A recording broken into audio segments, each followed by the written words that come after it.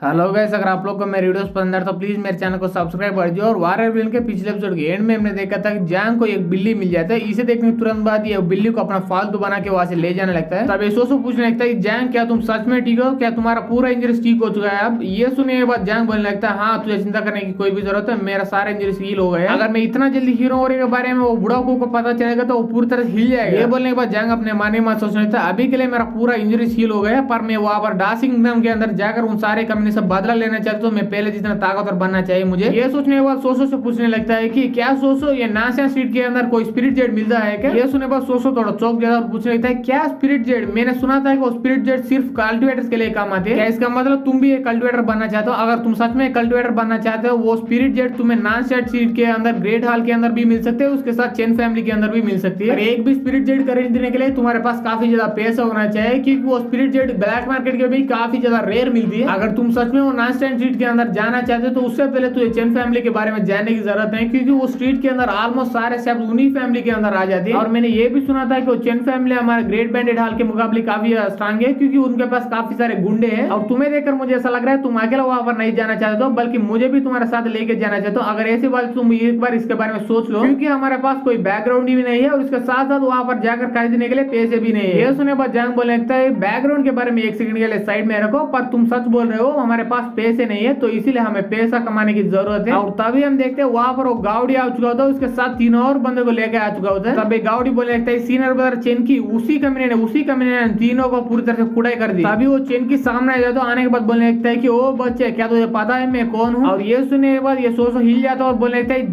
जैंग ये सारे chain family के बंदे हैं। इसका मतलब हमारे क्लास में वो तीनों कमीने टायरेंट गैंग के मेंबर्स होंगे, क्योंकि वो चेन फैमिली पीछे से वो टायरेंट गैंग को सपोर्ट करती है। और एसोसो को इतना डरता हुआ देख रहे गावड़ी के अंदर काफी ज्यादा हिम्मत आ जाती है, इसकी वजह से वो चिल्लाने लगता है कि फट गए ना, तो इसलिए हमारे सामने आ जाओ, घुटने पर आकर गिड़गिड़ाओ, वरना हमारा सीनियर ब्रदर तुम्हें जान से ही मार डालेगा। ये सुने बाद जैंग बोलने लगता है कि तुम मिडिल वाला बंदे, तुमने मुझे पहले ये क्वेश्चन पूछा कि तुम कौन हो? क्या तुम्हारे माँ ने तुम्हें इसके बारे में बताया नहीं है क्या? और इसे देखने के बाद सारे लोग अपना चाकू निकाल दे। इसके बाद ये चेनकी बोल रहा हो तो ओहो बच्चा कहीं क्या तुम्हें देख ऐसा लग रहा है तुम्हारा जवान कुछ ज्यादा ही चलता है। ये बोलने के बाद ये बाकी तीनों लोगों को ऑर्डर देने थे, जाओ, जाने के बाद उसका जीव को काट दो, उसके बाद उसको टुकड़े करके यही पर जान से मार डालो। ये देखने के बाद जैंग बोलने लगता है कि गावड़ी तुम्हारा काफी शुक्रिया, क्योंकि मैंने सुना था कि चेन फैमिली के पास काफी सारे पैसे है, और इत्तेफाक की बात है कि मुझे भी अब पैसे की जरूरत है। और ये सुनने के बाद तीनों लोगों को काफी ज्यादा गुस्सा आता है, इसके वजह से इस पर अटैक करते हुए चिल्ला रहा होता है कि एक बार हम तुझे जान से मार डालेंगे, उसके बाद हिल में जाकर पूछ लेना पैसे के लिए। और तभी हम उन तीनों में से एक बंदे की तरफ देखते हैं, उसके पास एक कोड़ा होता है, और उसी कोड़े को यूज करके जैंग की हाथ को ऐसा टाइट से जकड़ लेते हो। जकड़ने के बाद बोलने लगता है,